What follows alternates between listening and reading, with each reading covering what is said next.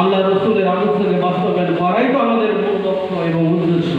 প্রিয় উপস্থিতি, এরপর বেড এরিয়া তৈরিতে ভূমিকা পালন করতে হবে। কারণ এই যে 16 বছর আমাদের উপরে জুলুম নির্যাতন গেল, আমরা যে জায়গাগুলোতে প্রোগ্রাম করতাম, এই জায়গাগুলো যদি আমাদের জনশক্তি জনসাপোর্টার যদি না থাকতো, প্রোগ্রাম বাস্তবায়ন করা সম্ভব হতো না। কারণ এই বাংলাদেশে এমন জায়গা আছে যে যেই জায়গাতে যেই জায়গায় প্রোগ্রাম করেছি প্রশাসন আমাকে গ্রেপ্তার করেছে, কিন্তু আওয়ামী লীগ, ছাত্রলীগ, ছাত্রদল তারা এটা ক্ষমতায় চাপে নেওয়া হয়নি, সাহস কিন্তু খুব বেশি হয় না।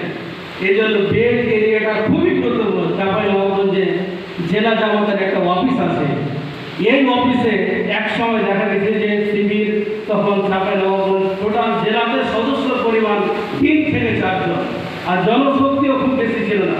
কিন্তু অফিসের পাশে যে এলাকাটা আছে এরা কিন্তু খুব শিক্ষিত তেমন নয়, মানে মসজিদ পড়া, লোলা পড়া, এই তারা মানে একবারে বোঝা যায় যে তারা দিনমজুর বলা যায়।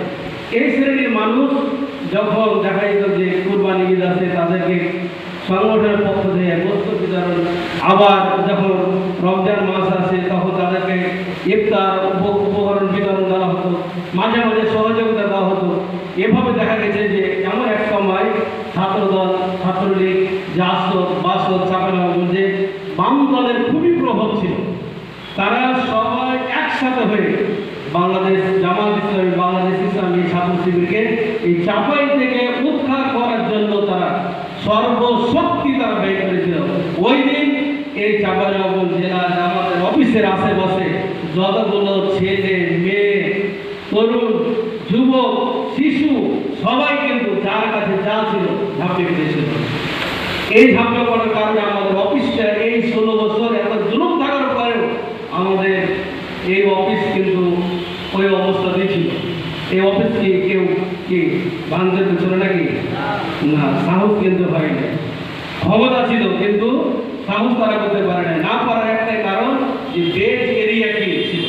অতএব আপনি যে জায়গায় দায়িত্ব পালন করেন, যে জায়গায় আপনার ইউনিট, আপনার উপশাখা আছে, ওই জায়গাটা বেড এরিয়া যদি হয় তাহলে আপনার বাতিল শক্তি যতই শক্তিশালী হোক না কেন কোনোদিন আপনাকে এই জায়গা থেকে উদ্ধার করতে পারবে না।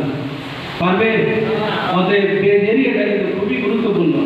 এরপরে নেতৃত্বের ধারাবাহিকতা তৈরির উদ্দেশ্যে বিশেষ উদ্যোগ গ্রহণ করতে হবে। কারণ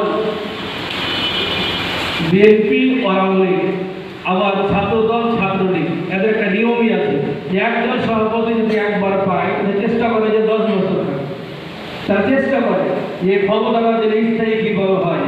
কিন্তু বাংলাদেশ ইসলামী ছাত্র শিবির আল্লাহ রহমতে এত জুলুম